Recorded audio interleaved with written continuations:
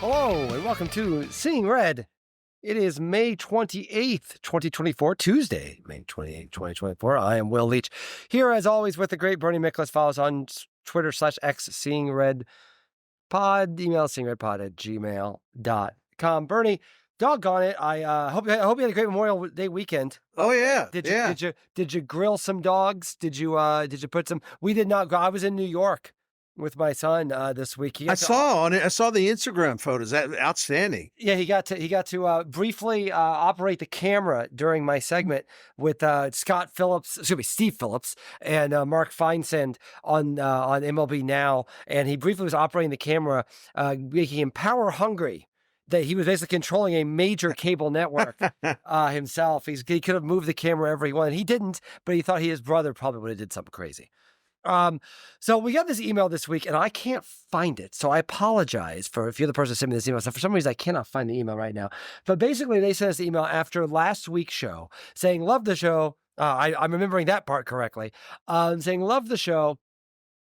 I was expecting, however, after last week when they played a little better, to see a little bit more positivity, because the last 2 weeks' shows have not been particularly positive shows. I would argue for quite good reason, Bernie. And he thought, well, last week, the Cardinals, sure, the fundamental problems are there, but they won a few games last week. You guys were still kind of everything is doom and gloom and so on. And I understood where you were coming from, but I was still like a little disappointed. And on one hand, I think it would have been silly for us to be like, everything's fine, everything fixed after a couple of wins against the Yeah, right.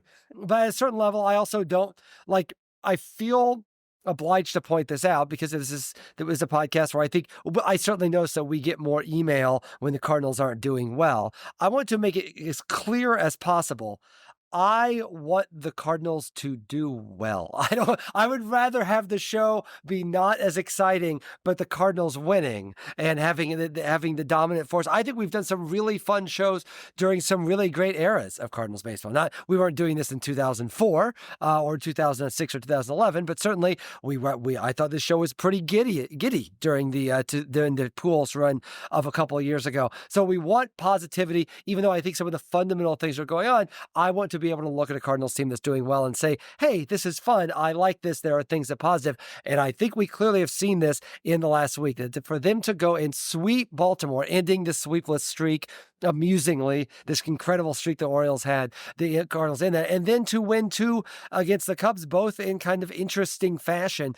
I think they were clearly out of gas on Tuesday against Cincinnati. They got in at like 4:00 in the morning. They looked tired. Frankly, I was tired. I'm just not going to get after them too much. But listen, what do you take of their putting aside the loss to Cincinnati for a moment? What do you take from this uptick that we saw again beating the Orioles? The Cubs are on a little bit of a downswing right now. The Orioles have taken off since they beat the Cardinals, since they lost to the Cardinals. Clearly, things have turned. It's impressive to win 3 against the Orioles, against 2 against the Cubs. What do you take from it? What can you take from it? Well, first of all, when we recorded last week's show, the Cardinals were on this streak where they had won 5 out of 7, but don't forget that came off a 7-game losing streak. So, let's be reasonable here. I don't want them to win a series and have them be like, everything's fine now. That's not what we're doing. Now, since we recorded last week's pod and not counting yesterday's game, they went 10-2 in their last 12, and that's something to talk about. In other words, they've won 5 more games after last week's show. So that's the time to praise the team, not so much 5-2 when you're coming off a 7-game losing streak. That's a nice response, but that's pretty much at that point in time. That's all I was going to leave it. And I think we noted some really positive developments, and it got more positive through the end of the homestand. I mean, the 7-1 homestand was fantastic because we all ahead of time, I think we're looking at it as like, oh man, this could be the thing that puts them away this year. They may lose 6 out of, well, at that point, it was going to be 9 games and 1 was washed out. Of course, they could lose, 7 out of 9 games. They could lose 6 out of 9, but they didn't. They had a hell of a homestand. And, The offense came alive. Goldie came alive. Their homegrown hitters that they've developed. I mean, all of those guys have been outstanding through this winning surge. And even with the loss yesterday, they're 10-3 in their last 13. So it all still applies, even though yesterday was a sleepwalking game, for sure. And there's really a lot to like. I mean, a lot to like. I mean, the bullpen. Listen, I'm a little concerned. Not to jump ahead to maybe another topic, I'm a little concerned, that there's some stress on the bullpen because the starters have not, generally speaking, not been delivering as many innings as they did in the first month. And so I'm a little worried about that, even though Helsley and Kittredge and Romero, they didn't crack. I mean, they got roughed up a little bit against the Cubs, but they didn't crack. But the bullpen, for the most part, has been outstanding. The hitting has come alive. Miles Michaelis has turned things around, at least for now. And if you look at this 10-3 stretch that they're in, Gray, Gibson, Lynn, and Michaelis, in 11 starts have a 3.43 ERA. So the starting pitching has rebounded quite a bit. Obviously, there's still a glaring issue in terms of the fifth starter, but no, there's a lot of good things. The only thing that concerns me lately is that even though the Cardinals still have a really good defense, I mean, that's an obvious thing. I mean, you look at defensive run saves, things like that, commit way too many errors. There's way too many unearned runs, and you really can't do that. You really can't do that when you're still going to be a little challenged to score a lot of runs, and you're not giving your starting pitchers a lot of runs all season, at least on the season basis. They haven't done that. And the worst thing you can do now is just like sort of give away free runs to the other team. So I think that's a fair assessment. I mean, the timely hitting's been much better. I need to throw that in. A lot of good stuff with runners in scoring position. So I think I ran through all the things that I really, really like about the 10-3 stretch, and a couple of things that concern me about the 10-3 stretch. And the one big thing that concerns me overall, which is they don't have a fifth starting pitcher, and they've known about this issue since Matt's got hurt on April 30th. That is, and also I think it's broken Liberator. I mean, Yeah, he looked lost yesterday. Like he just had nothing in relief. The time right. that he's been good, and he was truly miserable yesterday and looked dejected and lost to the point that you wonder if you might see him in the minor leagues here in the next couple of days. It's just ridiculous because he was doing well. They should have left him alone. Yeah, because I think that's clearly messed with him. And listen, that's the problem with not having a fifth starter. I think Matz is making some moves back, but I still, and I want to get into the fifth starter thing in a moment, but let's focus on the positive thing now. And I think a lot of that is the offense. I think if you are the Cardinals, and if the collective Cardinals brass was listening to this podcast over the last couple of weeks and was grumbling and muttering under their breath, their strategy all along has been and you've heard Marmol say this, our offense is not going to be this bad forever. That has been their mantra. They've said that repeatedly. And for the record, they had to say that because if the offense did not come around, not only would the season have been lost, and you talk about this nice run they've had against the Orioles and the Cubs and the Red Sox, good thing, because this thing could have gotten buried in the way. And why wouldn't you have thought there was a possibility, right? The way they played at home, the way they played against good teams, the way they were hitting, it was not unreasonable to think heading into this homestand, man, this thing can get away from them. Absolutely. Now. And, sure. And so it is to their credit. And and frankly, talk about mea culpa. I mean, there's not a guy batting right now I don't trust more than Burleson. I mean, but he is when nobody else is hitting, he's still, and it's a vindication of his approach, right?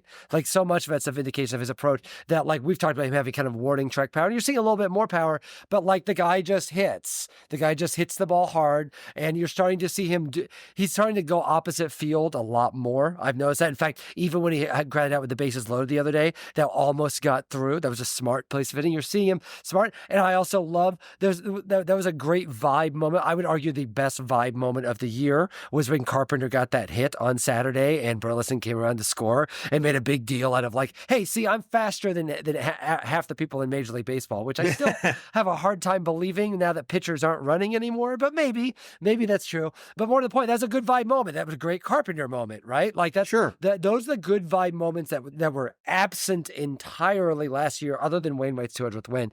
And It's good. Like that's what you see in a winning streak. You see good vibes. And that was what the worry about this team is the vibes were just gone entirely and this wasn't happening.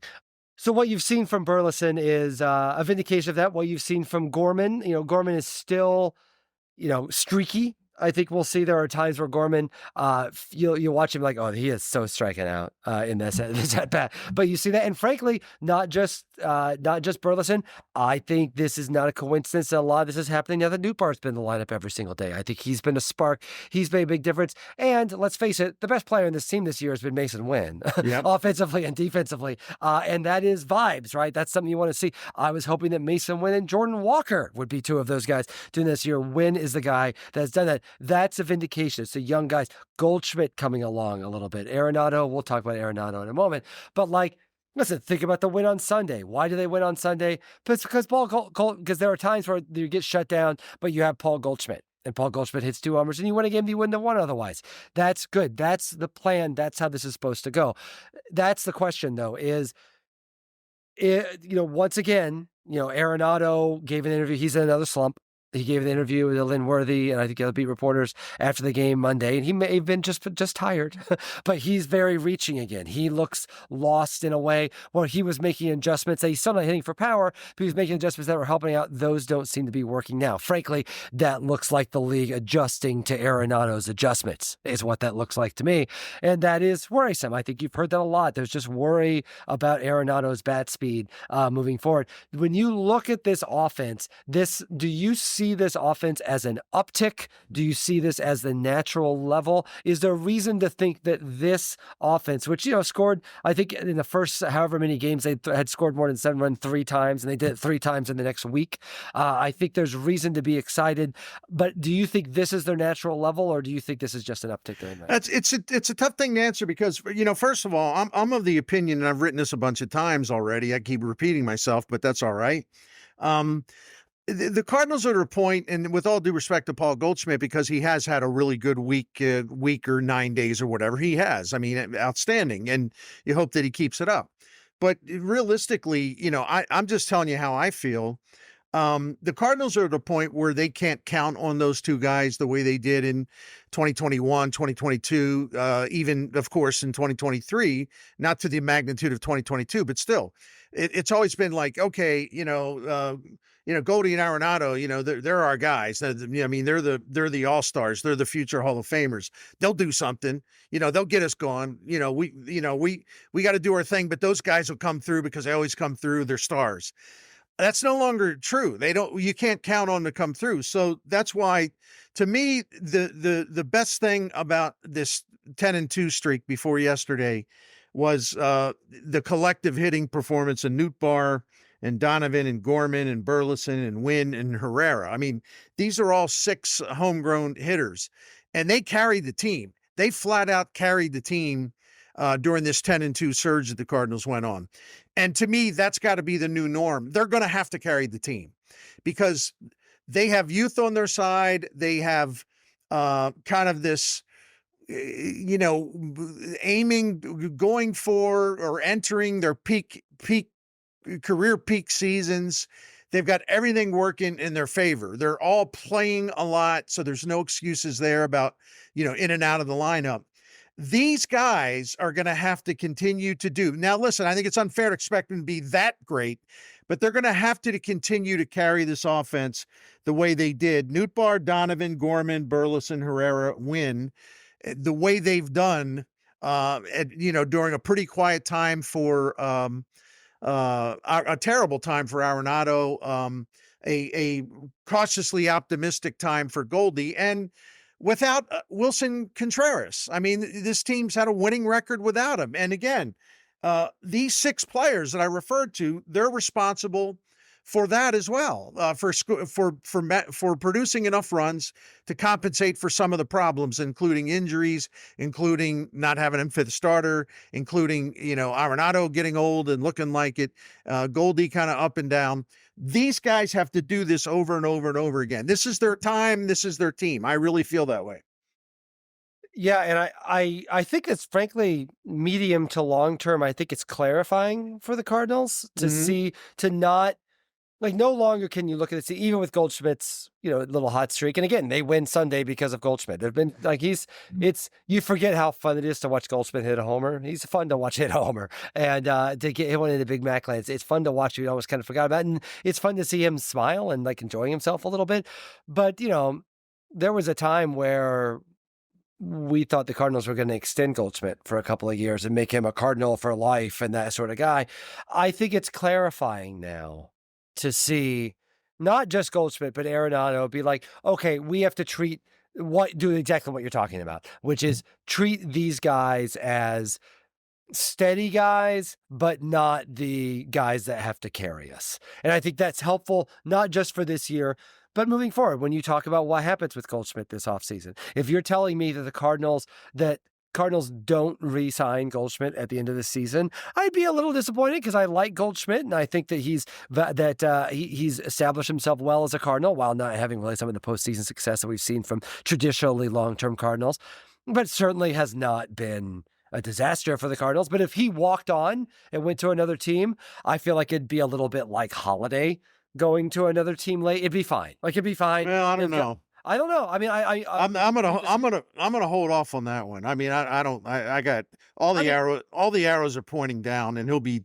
37 at the start. That's of what next I'm saying. season. If he walks, it's fine. Like Yeah. I'm saying, if he walks, it's fine. As opposed to if he's drilling the ball, like if he was drilling the ball, if he were like, we're established this guy, the Cardinals would be very tempted just by their nature. I got you. To be like, all right, this is our guy. I don't think they do that now. That's what I'm saying. No, I'm sorry. I misunderstood. Yeah. My bad. Yeah, so I think even with this uptick, I think now we know Goldschmidt is not a guy that you're building around now. You can't. get what you can get from him, and frankly, Arenado is moving in that direction. It does now. Arenado's obviously signed longer and for more money, but the point is, I think you have to build the team now and construct the team now the way that you're talking about. Not if Goldschmidt and Arenado aren't stars, we're doomed. You can't do that because they're not stars. And I think that's the point. I may, and I think Arenado's the biggest problem because he's the bigger problem of the two, because with Goldie, at least, this is it at the end of the year. If they decide to move on, I mean, that's it. This isn't a long-term thing. It's going to kind of be an anchor in terms of the payroll and everything else. I mean, the thing about Arenado that really scares me is this, and this isn't just a little phase. I mean, he doesn't pull the ball in the air anymore. I mean, he's got like 16 pulled fly balls this year with 2 home runs. That is like a huge, huge, huge drop from where he's been in his career as a Cardinal, 21, 22, 23. A lot of pulled home runs. He's got 2 this year. The other thing is he can't hit fastballs anymore. And I was looking all this up today. The numbers they're just horrendous. He used to be like a great fastball hitter. He's overmatched by fastballs. So you got a 33-year-old guy with a slow bat, and he's never been a StatCast star, but even this year, like his hard hit rate, his barrel rate, that stuff's going off a cliff. And, they're obligated to pay him a lot of guaranteed money through 2027. It's kind of scary to me. It really is. I don't think I'm being a reactionary because, again, everything you look at, every single thing there's a checklist. Every single of those things, you put a checklist next to a bad checklist, like this is a problem, this is a problem, this is a problem. I don't think that we're imagining these things. He's genuinely showing some pretty steep age-related decline, and unless he can start hitting fastballs and pulling fastballs in the air, I don't know how he turns it around. Now, if he's going to reinvent himself to say, he's going to hit a lot of balls, a lot of singles, maybe some doubles, center field, opposite field. I mean, he can still contribute. He can still do a lot of good on offense. It's just not going to be. We got to adjust in our heads. It's not going to be the guy that they traded for. I mean, that guy's not there anymore. So, and I think I'm comfortable with that. Like, I don't like it. Like, I want him to be a star. But I think that he's $32 million next year, at $27 million 2026, and a $15 million, I guess, buyout. Or if he does, I think it's $50 million that year. And so at a certain level, there are worse contracts than that in baseball. Like, I'll put it that way. Yeah. I mean, yeah. Thank goodness they didn't sign Anthony Rendon. Yeah. Okay. Yeah, I'm just kidding. Yes, yeah, that's true. But I know, but basically what I'm saying is that at a certain level, I think what's worrisome about Arenado is what you're talking about, the idea that he's not getting around fastballs, and that he clearly made an adjustment to where he was trying, like my friend Will Herwig has been calling him right-handed Tony Gwynn, which is not correct because Tony Gwynn was a better hitter than that. But that's the point. Is he doesn't hit for power. He's just trying to get base hits. And but the problem is people are adjusting to that now, and I think what they're doing is they're treating him the way that they're trying to knock the bat out of his hands. They know he can't get around on fastballs, and that's worrisome, really, for the next 2 years. But that said, Arenado, if you're telling me uh, that Arenado is not going to be the star over the next couple of years, I think the Cardinals can survive that. It's not so much he still contributes. If you tell me he moves down to sixth in the order, which I think is possible, frankly, in the next couple of years, but he's still playing a good third base and is still no Arenado. I think a lot of this may be the adjustment from Arenado's point of view, to be entirely honest. We have seen him, if there's one thing we've learned about him as a Cardinal, that I think we saw with him as a Rocky, but he was still so good that it manifested itself in a different way. As a Cardinal, he's such an emotional player and he's such a vibes player that when things aren't working for him the way that they used to work for him, it freaks him out. It freaks him out. We've seen a lot of these. Like his quotes in the story today are just like, I don't know what's going on. Something's got to change. This is not how I play. And that's worrisome to me because that is not, that's Arenado thinking, he seems to be thinking, I'm going to get it back. I'm going to get back to being that superstar guy. And I'm not sure he's going to. Goldschmidt's on a hot streak right now, but I also don't think Goldschmidt's going to come back to be that superstar guy. But that's okay because it's 1 year. Arenado, if Arenado can adjust to a new version of himself, maybe like the old Vince Carter used to do in the NBA, I think he's still a valuable player. The problem is Arenado gets so upset when it's not going well, and he's so used to things working for him that every time he gets in a little slump, we get these stories of, I don't know why it's not working. It's all falling apart. And that's worrisome to go through 2 more, maybe even 3 more years. Yeah, I agree. I appreciate the honest self-evaluation. I mean, I respect his candor, but with Arenado, the one thing, I think we've all picked up on since he's become a Cardinal is that when things aren't going well, there's some real negative energy there. So I don't know. I don't know if that is helpful to the team, but what are you going to do? I mean, you're stuck with him, and so you got to make the best out of it, and hopefully he'll find a way to get some of that power back, and maybe relax a little bit. I mean, sometimes he's like one of these guys. I wonder if he actually works too hard. He kind of drives himself slowly mad or something. I don't know, but it's pretty alarming where he is. I just want to see what he can do the rest of the season, and to see if our fears, our concerns are valid or not. I mean, to me, they appear to be valid, but that's why it's a long season. We have to wait and see what it looks like at the end of the year. And the fact is, this team moving forward, for better or for worse, and we saw for a large stretch of this year that it was for worse, but this team is built around those young hitters, whether it's Donovan, whether it's Nootbaar, whether it's Burleson, whether it's Gorman, whether it's Wynn, whether it's Walker, whether it's Herrera. Well, that's who they're built around. That's who they are. Sometimes that's not working. My God, I can't watch Dylan Carlson hit anymore. What happened, for crying out loud? I know, But man. it's really insane. He also looks so small. Like he looks smaller. Like he looks thin and I don't know. He just doesn't. There's no pop in his bat at all. And like Carlson is, I feel obliged to point this out. Carlson is younger than Nootbaar. He's younger than Burleson. He's young. He's a little bit older than Gorman. He's younger than Donovan. Like Carlson is. Like, I feel like Carlson's going to get non-tendered at this rate. And those are the guys they were building around. That's who this team is built around moving forward. And this last week and a half, it's worked and it does bring me around to that idea. I still feel like Nootbaar is one of those guys that is central to what they're doing offensively and defensively. And If he can stay on the field. yeah, that's the problem. And this hot streak has coincided with him playing every day and him being able to stay on the field. And you see that. Let's talk about that fifth starter situation. It looks like it's going to be Palante certainly looks like it's going to be Palante. The stretch him. It's funny. I feel like this happens constantly. It's happened with Thompson all the time too. The send the guy down to stretch him out to start last like a week and a half until they need another starter, and then like, okay, now you're stretched out now. Now you're a starter. Palante was really struggling in the bullpen. The idea that he's transferred into a starter is bewildering to me, particularly because I don't know. Sim Roberts is pitching pretty well for Memphis right now. I don't see the harm, and I'm curious your thoughts on this. I don't see the harm of a guy of putting him in there, giving him that start. The idea that Palante is magically fixed in this point does not seem to match with reality to any stretch of the imagination.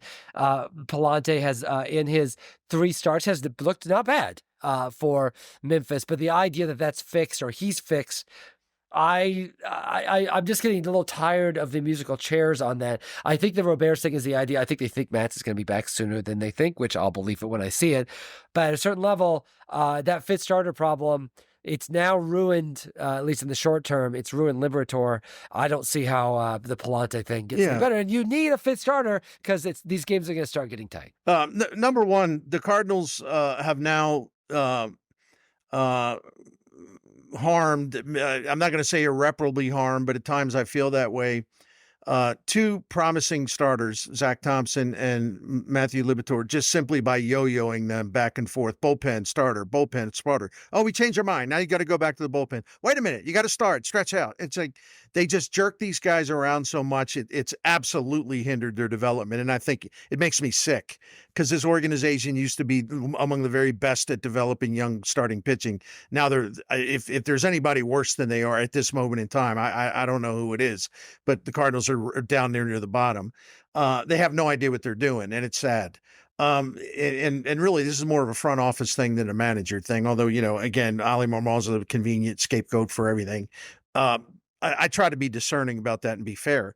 But anyway, this may surprise you, but I am not in any way suggesting that Palante is what they should be doing, or he's like, oh, well, yeah, that's a great idea. He'll get it done. I'm not saying that.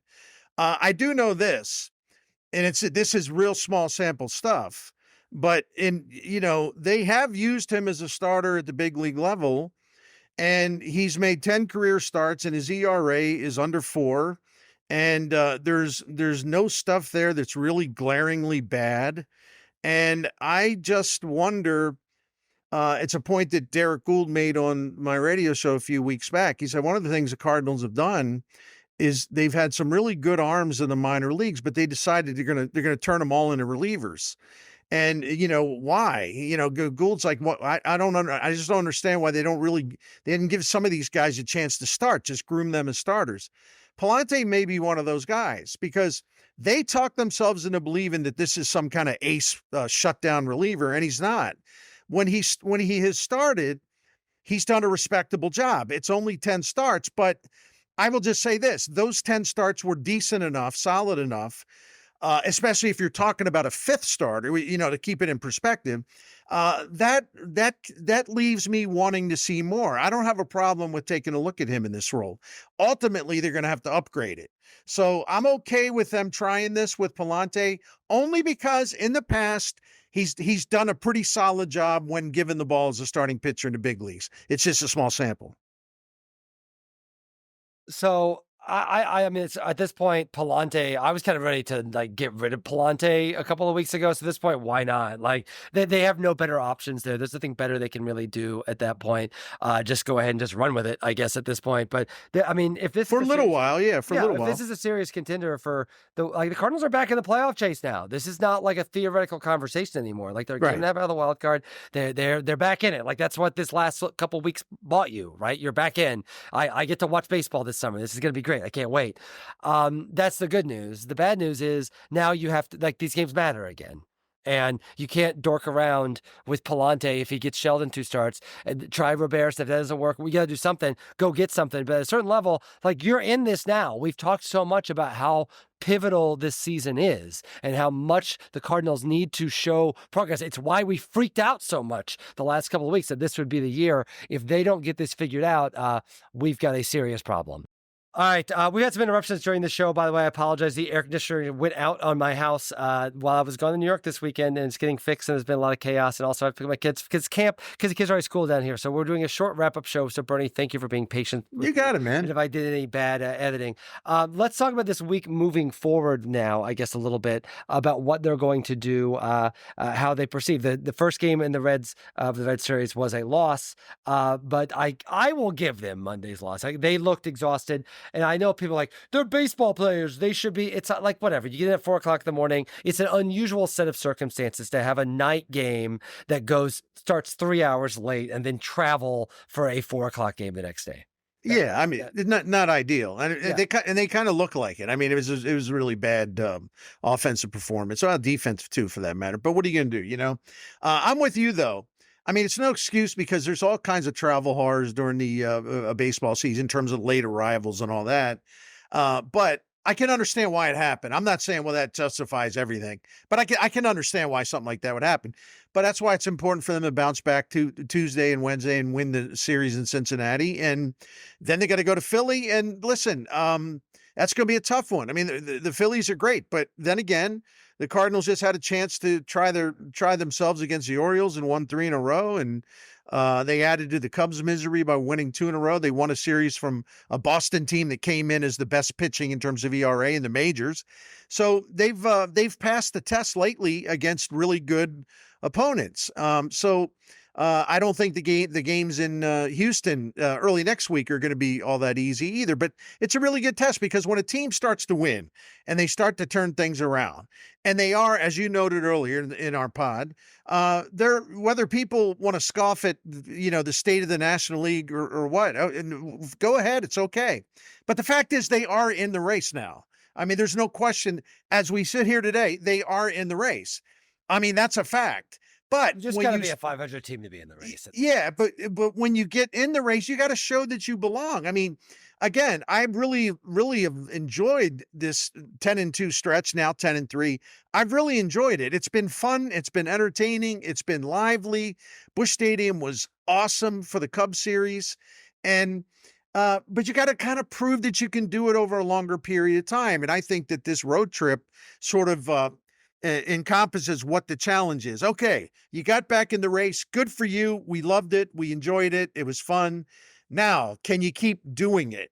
Can you keep winning at a consistent level? Nobody expects them to win 10 out of every 12 games, but can you win a lot of series? Can you just kind of slowly but surely build yourself above 500 and strengthen your case?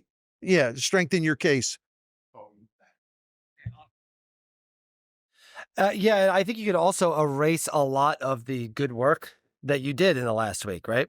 Yeah, exactly. That's the No one problem. right. That's right. That can go away real fast if you need to. So I think that's a key week. So I'm sorry we're doing a shorter show. This week has been kind of chaos at my house right now. So I hope everyone had a good Memorial Day. We'll be back on Monday to see how all this goes. But I will say this, Bernie, I want to kind of close with this. This has been like all I want. I'm turning in my book this week. I want to have a good summer where I drink cool, icy beverages and I sit out in the porch and I listen to the radio or I watch the games and have the audio on for the radio of watching the games. I want to enjoy baseball this summer. And I Yes. did not want the Cardinals to be out of this before basically right at Memorial Day. And whatever frustrations we have, whatever worries we have about the fifth starter, about Arenado, about so on, that run against the Orioles and the Cubs and the Red Sox, it may have saved their season. Like, we'll see. You can erase all that week, that you can erase it all in the next week and a half. You can all fall apart. We've seen C70 has a great Substack, and he wrote about, like, there was a stretch last year where they went on a hot streak and we thought, all right, they're going to be back in this, and it That's right. fell apart again. That's So, like, exactly right. that can totally happen. But I will say that if we continue just to get to keep watching Cardinals baseball, if the Cardinals season, if they don't, there was a stretch I thought, oh my God, are they going to finish in last again? Like, are they going to fall apart again like last year? That stretch last week may have said that. Maybe not. But like, this season is back worth watching again in a way that it was starting to look like it was not going to. No, exactly. So it was, listen, they had to do something. They had to make a move. They made their move. Now, there's going to be some skepticism until they can show that it's something that can last. And I look forward to seeing how they're going to do. I mean, I really do. There's a lot of things to like about this team. And if they can get some help from the front office, it would be even better. So you keep your fingers crossed on that, but don't hold your breath, because that could be dangerous to your health if you're waiting for the front office to do something. But You'll die. you can cross your fingers though. I don't know. Cross your fingers. If you hold your breath, you will die. I'm just telling you right now, you will die. Yeah. If that happens. But okay, well, thank you for everyone being patient for a short, and thank you, Bernie, for being patient Sure. during a whole bunch of air conditioning replacement people being at my house during this time. So, Bernie, then we'll talk next Monday. Have a great week, everyone. We'll see where we are within. Thanks, Bernie. See you, Lee.